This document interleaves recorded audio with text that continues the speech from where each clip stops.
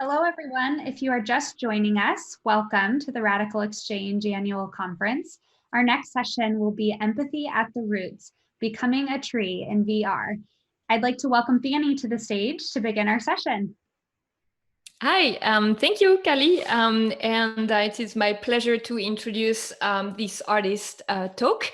Without further ado, I'm gonna quickly introduce themselves to really give them the time to show you their projects they're working on as they talk about that much better than I do. So women first, Carla is a multimedia artist whom I met, I think, in New York at the Satellite Art Fair last year, and then again in Miami, also at the Satellite Art Fair, and we discussed RadicalxChange because her striking work on tackling socio-political issues in like Brazil, and the way she documented in a very personal way the people she encountered during her research was the perfect entryway into collaborating with RadicalxChange, and she's been part of the art and culture group.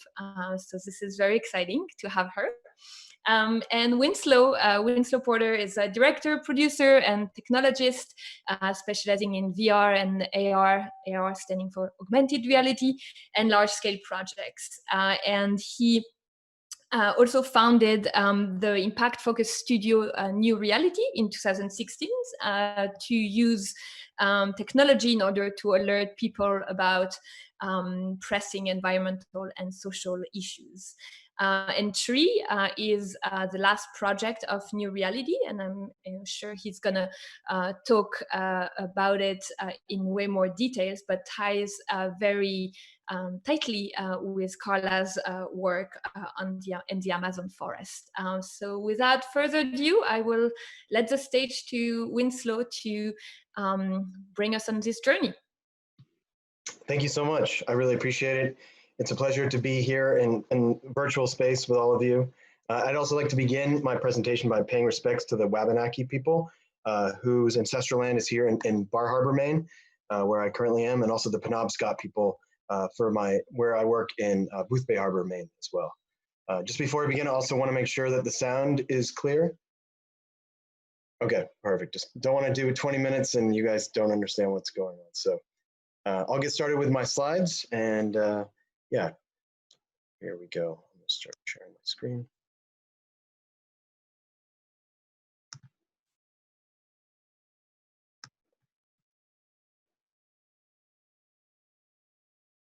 Oh, hold on, I need to just present. There we go. Okay, so you can see the screen? Perfect, so far so good. Great.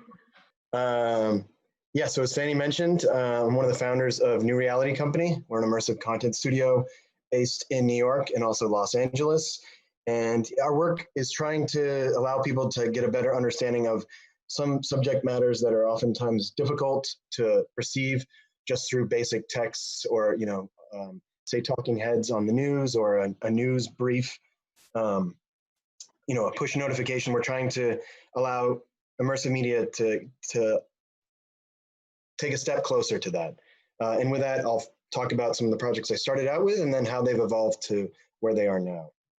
So the first VR project I worked on was an experience called Clouds, where we were shooting, it's an interactive documentary about creative code, we premiered at Sundance in 2014, back when there's only 2 other virtual reality projects. And the goal of this project was how do we put people inside of this new canvas, which is basically creative code. C++ language, not to get too technical, but first was language that was just used to tell machines how to be able to operate.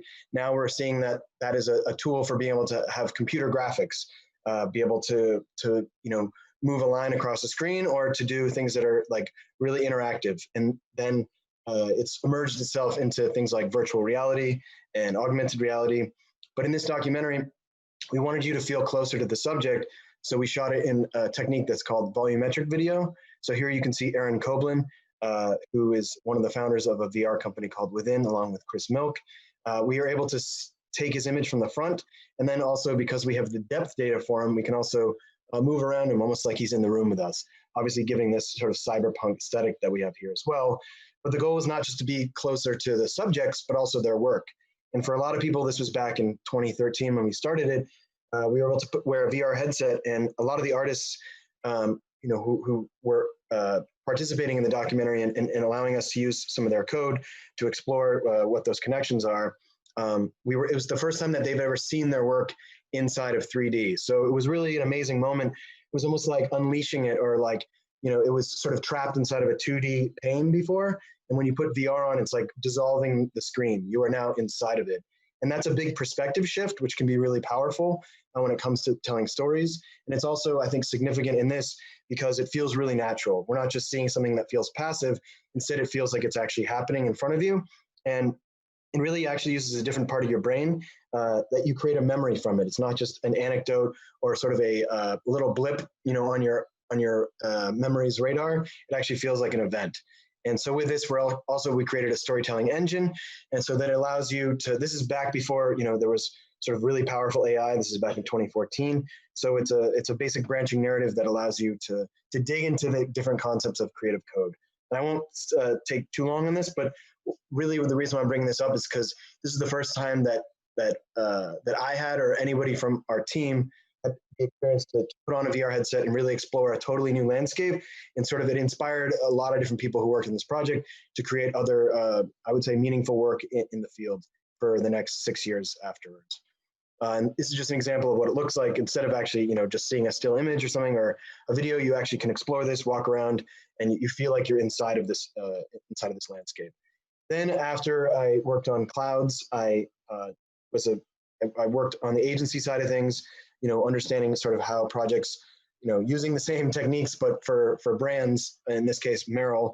This is the first example of a room scale experience inside of virtual reality, which is, a lot was learned from this and was later applied to other projects. But in this experience, and it's also interesting to see how the funding for this has changed too. Inside this experience, you wear a helmet and you have this VR headset and you can walk through the Dolomites and you touch the rope. It's a one-to-one relationship, so it actually feels like you're in there. You cross a footbridge, the bridge breaks behind you, you feel vibrations and wind, and you get sort of like disoriented, and then you have to follow the exact same path backwards on that wall right there. But it feels like you're actually walking in almost a straight line. So we can really play with people's perception of things. And obviously that has to be done with respect to the user. You don't want to just be doing it just for no reason, but it has to be, carefully considered. But we're able to play with our senses. And this is the first project where I saw the power of multisensory VR and how it could really help immerse you. And anytime, we're able to use senses, not just our ears and our eyes with sight and sound, but, the idea of smell and touch, and understanding of temperature, that's a really unique way to further immerse people inside of a narrative. And again, it has, careful consideration has to be given to the participant. You want to make sure that you're doing it in a very respectful way.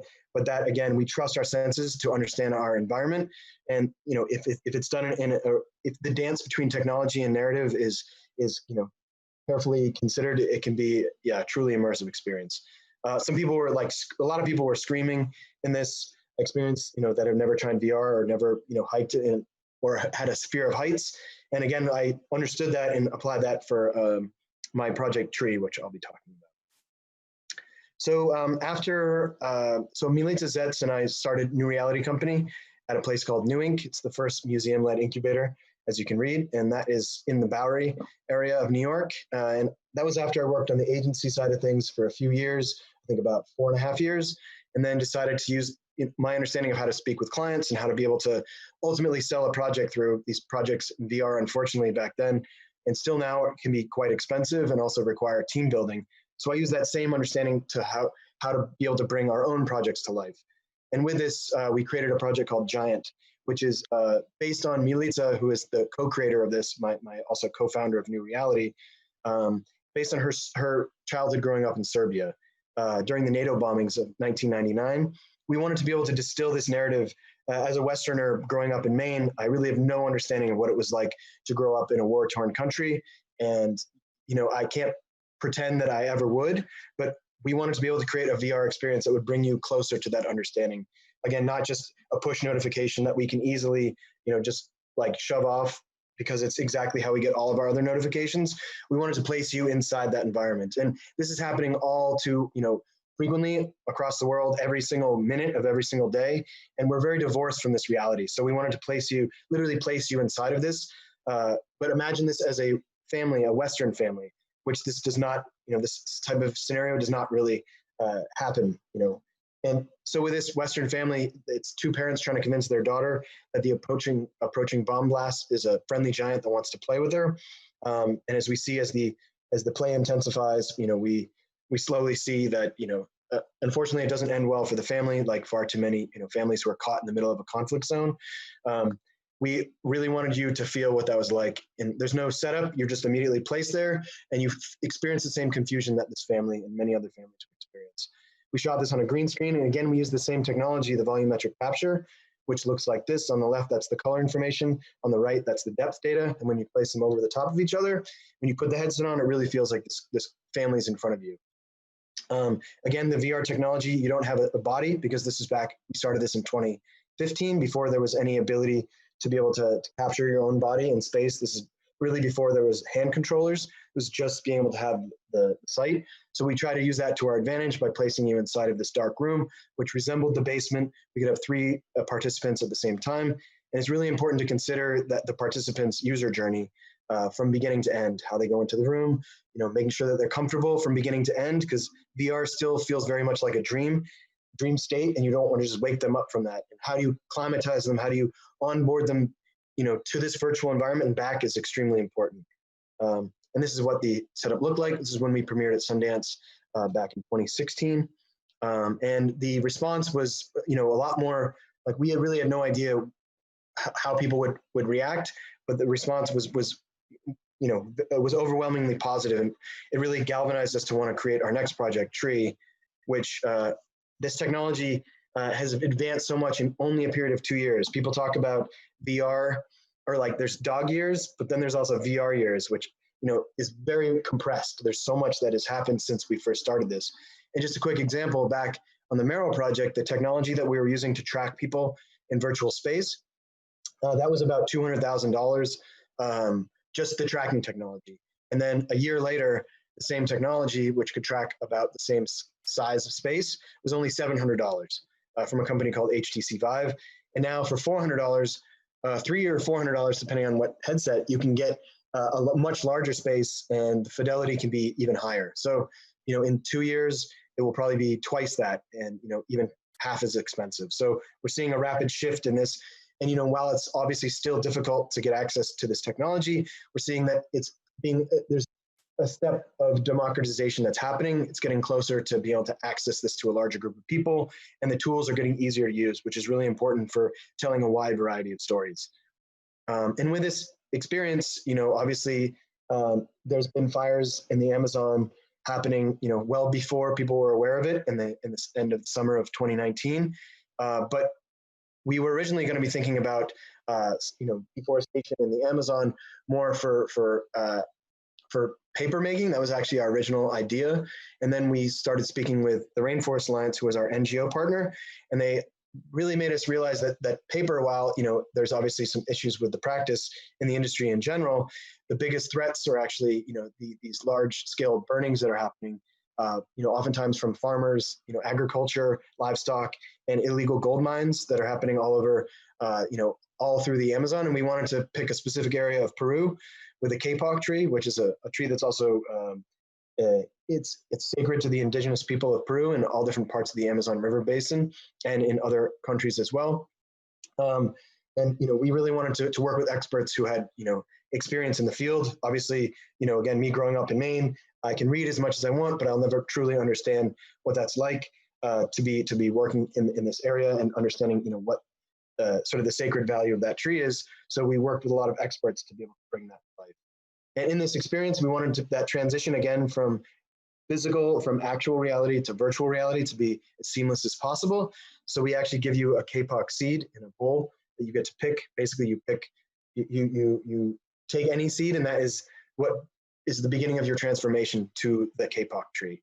You plant it in an actual bed of soil, and even that act of using your fingers with the soil, that physical, that tactile element, it helps that transition. So when you put the headset on, you see that you've planted yourself under the soil, and then you start growing through the soil.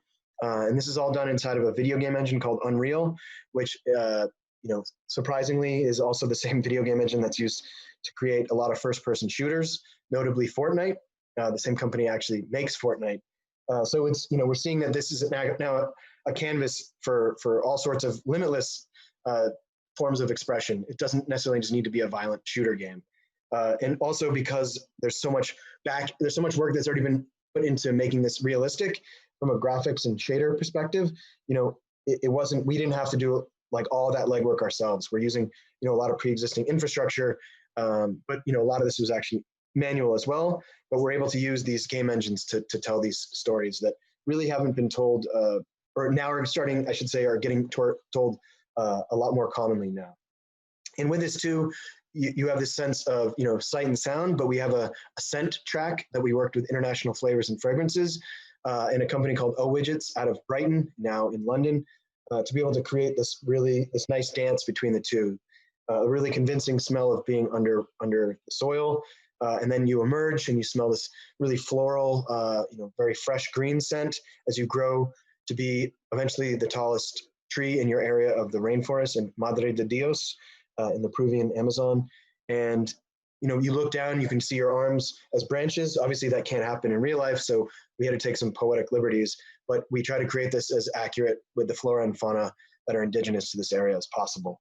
But another interesting thing is if you put your arm out, a parrot can land on your arm.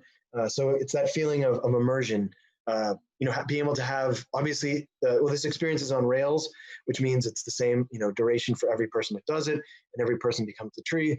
But where you look, is up to you. So it's unique to each person. Some people are very sort of passive, and other people are extremely active, curious trees, exploring every inch of the forest as you grow. And that's a really interesting aspect too, is with VR, it's not just a static linear narrative or linear experience, I should say. What's interesting is that it's unique for each person. So you're the camera person, you're the editor, you're the protagonist, and in many ways, you're also the director. And so that's a new power that oftentimes viewers are not familiar with, and it can be a really liberating experience, even if it's any type of VR where they see that there's this sort of interactivity and sense of immersion is kind of can be a really eye-opening sort of eureka moment for when people are experiencing the technology. And with this experience, I don't want to spoil it, but similar to Giant, this experience does not end well for the tree. You hear the distant rumblings of humans after you are greeted with this really cool breeze with an actual fan as you reach the tallest tree in the forest, and you see and hear this smoke and fire approaching, and yeah, I'll leave it at that. And at the end, though, we don't want to just leave people with a feeling of devastation. We want to be able to also let them know about work that's being done. There's a lot of different organizations. We've been working with the Rainforest Alliance, and we also want to be able to have this as a tool that can be able to give back to the cause, not just provide, a sense of an experience that is entertaining, but, we don't want to leave, again, people with a feeling of devastation. So this is actually an active QR code. If you use your phone, it'll take you to a page where you can give back to this cause. So there's also information about what they're doing in the Amazon. So it's not just purely fun-based, but also has an educational component to it too, which is really important for us. Every place we go, whether it's someone who's 8 or let's say 13 years old, or someone who's 100 years old, it's important that we have this experience. There's no language, so it's something that is available for all ages and all different levels of experience in VR. And also with a project like this, it is not just something that happens overnight. With an idea, from ideation to execution, a lot of this is about developing relationships with organizations, whether those are NGOs or tech companies or other, partners who help bring this to life from a graphical or, audio perspective. It's really important to consider all the different pieces that come up to it. And what's also nice is that, these are not just like before this, I worked in, advertising. And so I see that a lot of these companies have, allocations for products, and they just want to be able to create traditional ads. But there's also a really interesting space where companies, can also be investing in conservation projects that can be a lot more rewarding for them. and that can go a lot further from them, and also get them to, it can educate them on what can be done in the space as well. So that was really important for us to be able to work closely with these organizations. And the haptic components and the extrasensory elements, I think that's something that we learned a lot from, and we're seeing a lot of other projects are now digging into that space as well, where people have, there's vibration in the backpack, which simulates parts of the tree's growth. There's wind, again, which is, which are greeted when you grow to be the tallest tree in the forest. And then these are, the fan is, if your basement gets flooding, that's the same fan. There's no HD or 4K air. This is just air. And you can use it. We have a whole computer, a microcontroller that's set up to trigger the same time for each person when you reach the tallest tree in the forest. And that's just a basic desk heater, that a lot of people in New York would use underneath their desk, in the winter when it gets cold. But again, it's important about, making sure that the technology doesn't overpower the experience, but really aids it to help immerse you in that environment. And this is the scent technology that we're using. We've been developing prototypes with O-Widgets for the past 2 years. And, for this partnership is really important because we learned so much from their technology. And then they also, have an outlet to be able to test, advancing their own technology, changing the durations, the amounts, and also the different, the different fragrances that are in each one. The first one is the underground. Second one is the floral scent, and the third one is a smoke and sort of burning smell. And then, what's important about this is being able to show this to as many people as possible. Whether it's in a school, somewhere, in New York City, or if it's being able to go to these events. It's really important for us to be able to show this to policymakers. And actually, that's how we met Glenn from RadicalxChange in Davos this past year. We've shown Tree in Davos 2 years in a row, and that's where we're showing it to heads of state, heads of major Fortune 500 companies, as well as NGOs who are influential in the space, as well as other artists who are interested in getting into immersive media. So it's really important to be able to allow them to experience this and have this as a memory of the time they were a K-pop tree in the Peruvian Amazon. So our goal is to be able to have it so that this will actually lead to impact, not just be able to have sort of a passive experience. And also being able to show this in areas where the Amazon is in their backyard. We've shown this in Colombia 3 different times, and we're really looking forward to showing it. We had a pretty extensive plan to show this in South America in 2020, but obviously things have changed and things have become a lot more complicated.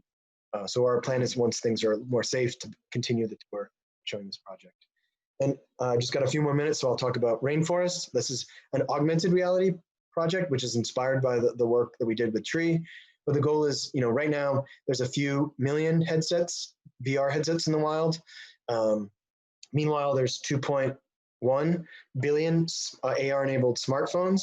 So we want to be able to have a project with a similar message, but be able to scan your room with your phone and then populate your own custom rainforest, almost like a Tamagotchi bonsai experience, where it'll feel very personal to you and it's all procedurally generated, but you, again, develop this relationship with the flora and the fauna, and then you also learn about the harsh realities, the many, the impending destruction that many of these forests face. So that's a project that we're actively working on now and seeking out partnerships for as well. And sometimes these gifts work. These are just early prototypes with the phone. If you get close to these blue morpho butterflies, then it allows you to understand your space. You're not just locked into a small area. They flock and go to another area, which you can then explore a different mini game. Or, we want to have games in this, but we also want it so that there's no games. So you can just be free, just have free exploration, almost like a garden. If you plant a flower, like a bed of flowers outside, you're not going to want to play a game with it. You're just going to want to enjoy them. But for us, we want to be able to also play with time, space, and scale, which is something that is very interesting, that is sort of unique to VR. I'll skip through these, but it's also, if we're all about understanding empathy and, at the roots, specifically, that was the pun for Tree, but how can we understand, these are other projects that influenced us, and these are also some friends of ours who created work. And Clouds Over Sidra, which is a very influential piece back in 2015. Even though it's not interactive, it's a 360 video that's by Gabo Aurora and Chris Milk. It's a piece where you are placed inside of a refugee camp in Jordan. And, this is the first time that, again, a lot of people in any place in the world have seen what it's like to be in a refugee camp. So that can be really eye-opening. And even though you can't walk around, you're still seeing things with your own eyes as if you were there, being able to tilt your head and look all around. And for a lot of people, this was a very emotional experience. And so it would definitely pave the way for a lot of other immersive 360 video projects. And then also In the Eyes of the Animal, this was when we were showing Giant at Sundance. This premiered as well, where you get to understand what it's like to be a frog, an owl, a dragonfly, and being able to see it from their perspective. So it was a really amazing experience because you never imagine what it would be like. But VR can not only allow you to see what something looks like, but how the lens in which these animals are able to witness it. And also the environmental components are super important when it comes to how you set these things up. And they do an amazing job, every time of how to set these up. This was outside of London, but you wear these big domes on your head, and it's just a really pretty breathtaking experience. And then my favorite VR experience is imagining what it's like to be this protagonist, Jordan, who goes back to his house where he grew up, even though his mother passed away. But through these sketches that come to life, you are able to spend these last moments with your mom. And I get goosebumps every time I think about it. This is your last moment with your mother. She even tucks you in. There's a real actress playing your mother. She even tucks you in at night. And after I got out of the project, I cried. I couldn't talk to anybody for about half an hour, and then I called my mom. She thought something was really bad had happened. And I'm like, I just love you so much, and I just want to let you know that I saw this really immersive VR experience, and she thought I was crazy. But it just shows you the power that these tools can have if done properly, if the participant and sort of their previous experience is also taken into consideration. So there, sorry, I'm cutting you. There was a question. There was a few questions actually. I didn't want to interrupt, but there's about the proximity actually that you need for people to really experience these VR projects. And first, you think the VR hardware and everything is kind of a not allowing the full to share it with as many people as you would, and then would the post-COVID world impact also the way you're going to present this project? Yes. Well, so there's two different ways to think about VR. One of them is that you can do it, it's called location-based, and that's very much the space that we've been playing in. You have to go to a location, and that's one of the reasons why we want to do Rainforests as well, so we can do it inside of people's homes. But now with COVID, it's very difficult for someone to want to wear a headset that a stranger was wearing just 10 minutes before. There's a lot of safety considerations, and I don't honestly think that VR, and should I take off? I can turn off sharing. Or did you guys already turn off sharing? Or I think you guys already dealt with them. So yeah, there's a lot of considerations that need to happen with that, but I think that people doing VR at home, that's going to be something that is going to be a lot more popular. We're already seeing the Oculus Quest has been sold out for many months, and they're also going to be coming out with a new version of that too. So we're seeing that this technology, again, is becoming faster, cheaper, and easier to use, and there's going to be a lot more content to be able to dig into. So I think until there's a vaccine where people are 100% confident that it's safe, and I don't think that will happen for a long time, until people are able to shake each other's hands, which again, I think that is very far down the road, people are not going to want to put on a headset in a foreign place, someplace that's not their home. But I think that the immersion of headsets at home is getting a lot better. So we're going to see, we're seeing a sharp spike right now in people being able to do this in their living room. So those are two separate things, and hopefully those will eventually merge. But yeah, right now, unfortunately, they're kind of disparate.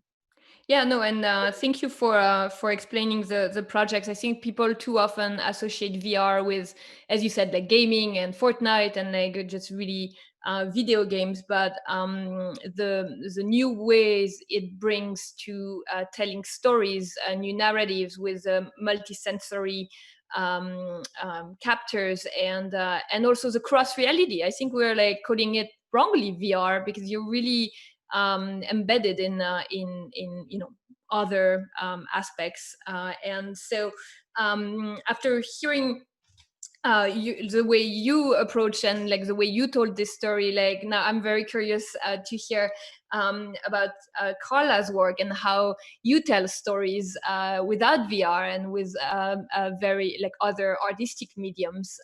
That would be great. Yeah, it's my turn. Hi. Hi. That was your cue. It's so nice to be here. Thank you so much for your presentation. Your VR work is amazing. And I also truly believe that the act of creating empathy is the way to go right now to raise some voices that need to be heard and awareness mostly, because as you said, everything just becomes a push notification on our phones. And if we don't really understand what's going on the roots of the problem, we're just going to ignore it because it just sounds too complicated. So I feel like in my work, I also try to create empathy more in a way that I just try to get as close as I can to indigenous leaders or indigenous communities. And that kind of happened just because I was in the Amazon forest, but then I've been building up this relationship and listening to them and learning so much. And the fact that they have so much to say and so much to share, and they do have solutions for what's going on if we do listen to them. So let's start with my presentation. So this is my website if anyone wants to look a little bit more about my work. And I'm gonna share with you a video that Milk Studios did with me in my studio in early March this year, before this entire COVID situation started to be real and serious. Yeah, let's do that.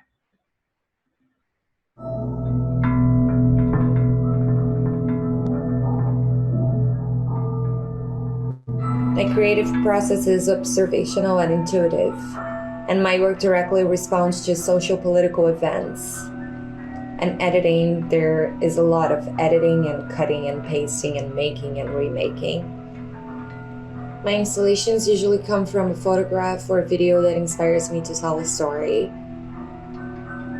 And I mix them with found materials that I recycle and reuse, including wood scraps and old televisions.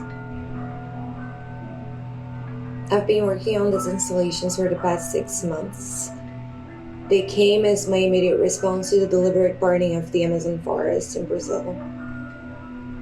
By the time the massive fire started, President Jair Bolsonaro neglected it, giving public speeches about the fact that the forest wasn't burning at all, while criminal gangs, including farmers, miners, and loggers, kept destroying the forest in response to his inconsequential economic plans. I mixed videos I made during my time in the Brazilian Amazon, interviews with indigenous leaders, and news that I was consuming when the destruction was happening. I have a deeply emotional connection to the forest and the people that I met when I was there.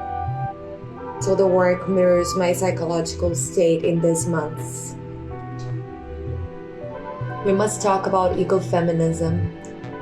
It's about time to understand that in order to fight global warming, we must fight systemic patriarchy. Our planet suffers from degradation and injustice, feeding off of the same power structure. I am continuing to visualize my work about my experience as a Brazilian living in between Bolsonaro's destruction of the Amazon forest and Trump's America. One day, when matriarchy rules the world, I'll be making beautiful work about love and nature. Meanwhile, I'll be looking for a woman-led revolution, to be a part of it, to document it, to make work about it, and start conversations.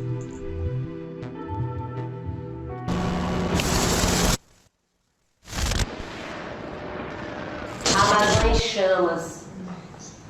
O Brasil está sendo incendiado. Incêndio autorizado. Incêndio legalizado pelas forças políticas e econômicas do nosso país.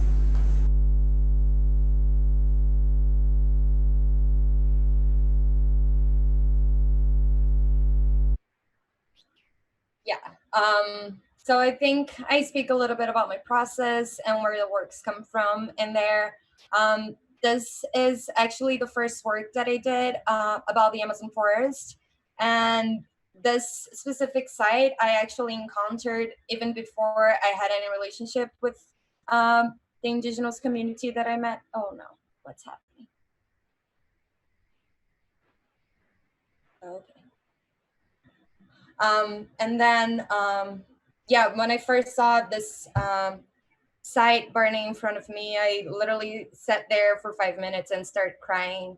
And then after that, I just got deeper and deeper in the forest, learning a lot about the medicines and even like the indigenous relationship with every tree and every piece of land and every little thing that happens there. And that just drove me to make work talking about their own experience and what do they think when a president of Brazil says that they're more and more becoming humans or civilized, and how much actually what Bolsonaro believes is the civilization have to give to them, because they believe that they have so much more. I mean, they really are the Amazon guardians, and there's so many studies to back that up that say that the best way to protect the forest is to empower the people who live there.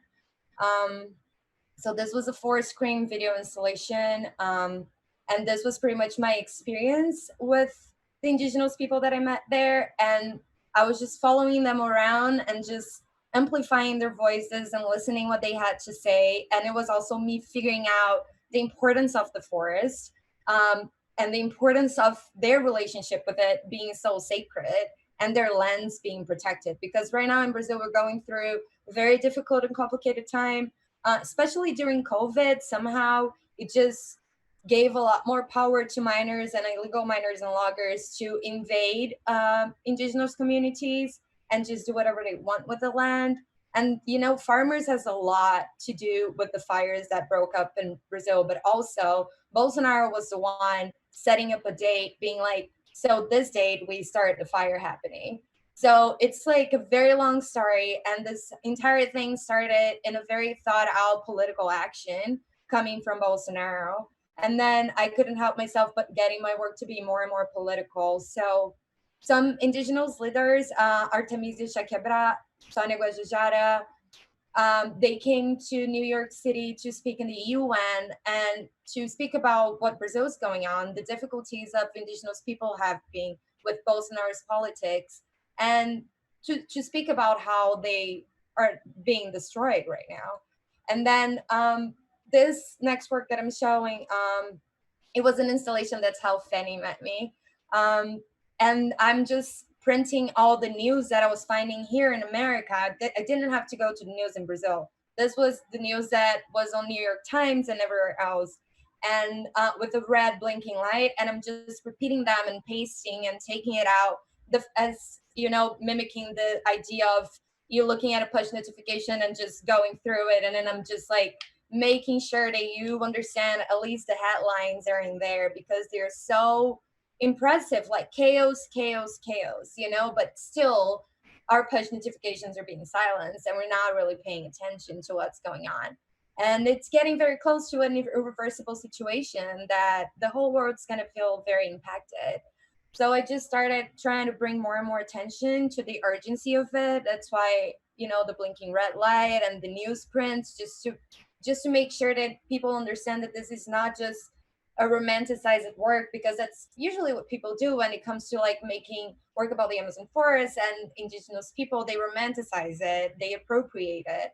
But this work is more about what's happening right now and the urgency that we have to be allies to them in order for them to speak up, but we have to share their ideas and amplify their voices and move along with them. And this work is a video projection in a photograph that I took in the Amazon forest, and I photographed all the televisions, and I also projected the deliberate burning in the Amazon forest when this was happening. And it came along with Sonia Guajajara, one of the indigenous leaders, video that showed a little bit on the Milk studio visit when she's speaking about the destruction of the Amazon forest here at the UN. And this is the end of the video, when she calls everyone to join her revolution, saying that she can do it alone. And we're not going to be able to survive if the Amazon forest is destroyed, basically. Thank you, Carla. There is one question from Salma, who is asking if you can elaborate a little bit on ecofeminism and the patriarchy in relation to the global warming crisis. I'm sorry, it's the end of the day.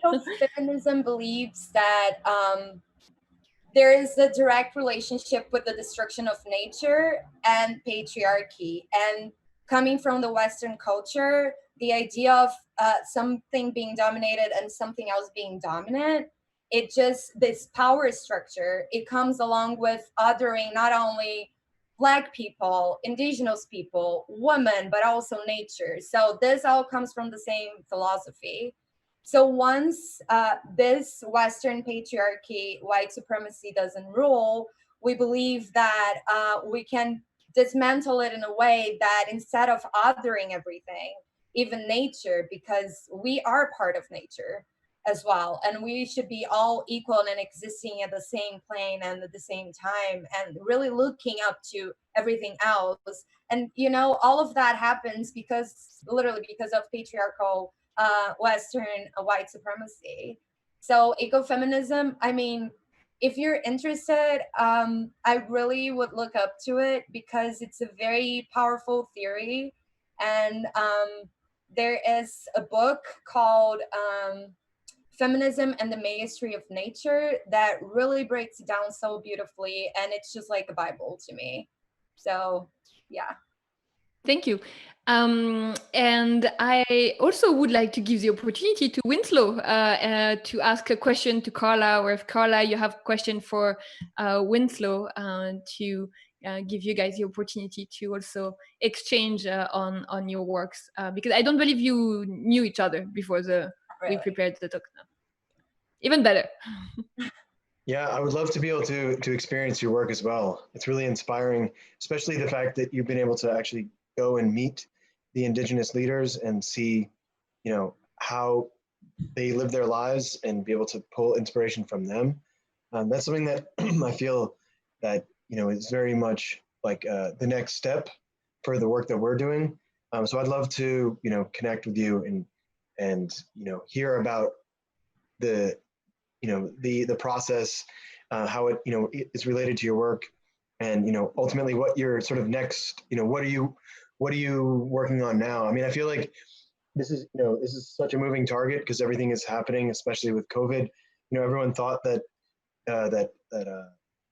carbon emission levels were down, but while that was happening, it was almost like a distraction for all the deforestation that's happening, and the fact that people just aren't as aware. And with everything else that's happening in the news cycles, there's only so much capacity that people have to be able to pay attention to, especially just how sort of the news cycles work.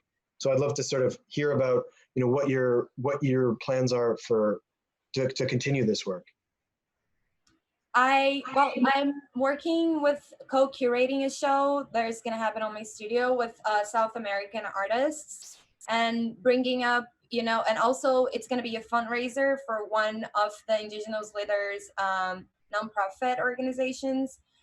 She works with, it's called APIBI, and she works with educating and empowering indigenous women mostly.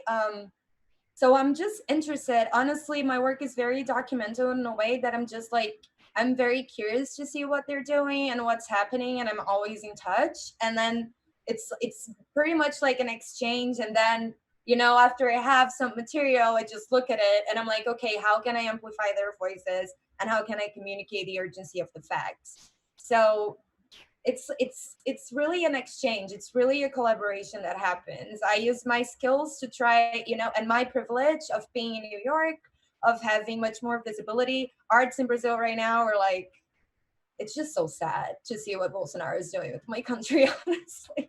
Like, there's no funding. Many shows are being shut down because they're very political. I have never shown any of this work in Brazil, to be honest. But I think right now my audience is really in America, trying to make them understand, because also so many huge companies that really finance the destruction of the Amazon forest are New York City based, like BlackRock. And I don't know if I can say, I'm sorry, but you understand what I'm getting. Like, I really Definitely understand that it's important to share with the American public with that and the audience here.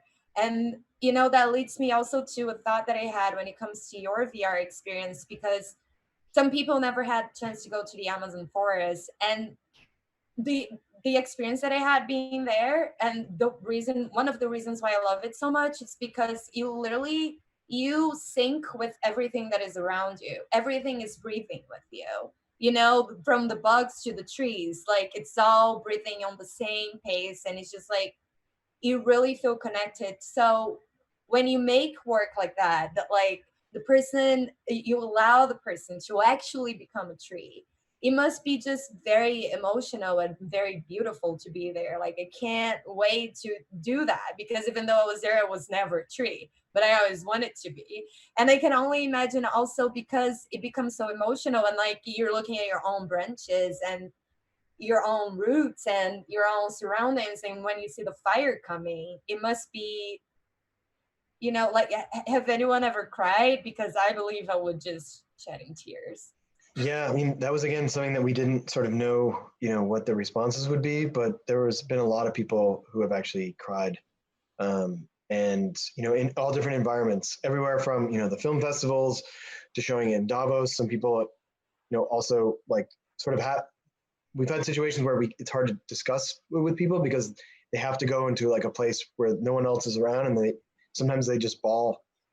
We showed it at Burning Man this past year, and that was, I mean, we never seen so many people cry because they're already in a very open emotional state, so that they just kind of let themselves go to that place. Where I think in conferences where people are very buttoned up, especially where they have their colleagues or it's somebody who's like a C-level person, they sort of train themselves to be very sort of divorced from their emotions, at least when it comes to like their business life.